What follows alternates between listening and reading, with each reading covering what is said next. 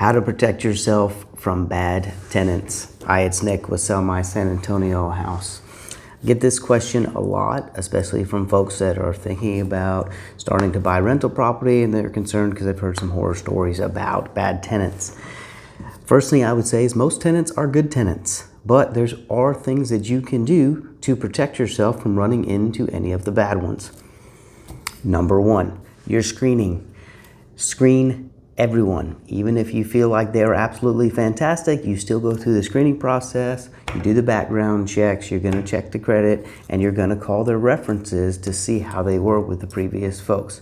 Do not budge on this. This is one of the biggest mistakes that I see people make. Absolutely must screen every tenant, no matter how fantastic you think they're going to be. Number two, documentation and your paperwork. No verbal leases. Make sure that you have a written lease that clearly explains the expectations. And also, I would suggest having in there that you're going to come check on the property every quarter, every 6 months, or someone on your team is going to come take a look at the property. You want to go buy your properties just to check and make sure everything's fine. Usually everything is fine, but you want to know sooner rather than later if something's not. And number three, act quickly. If you rent property long enough, if you have enough tenants, you're going to get a bad apple. Do not hesitate.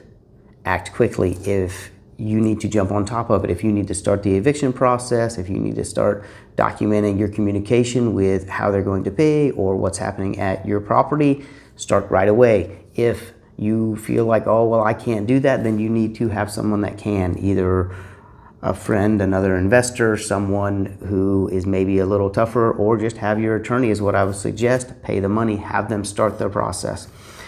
Eventually you're going to run into a bad apple if you do it long enough, but waiting will only delay the inevitable. So try to avoid the bad tenants.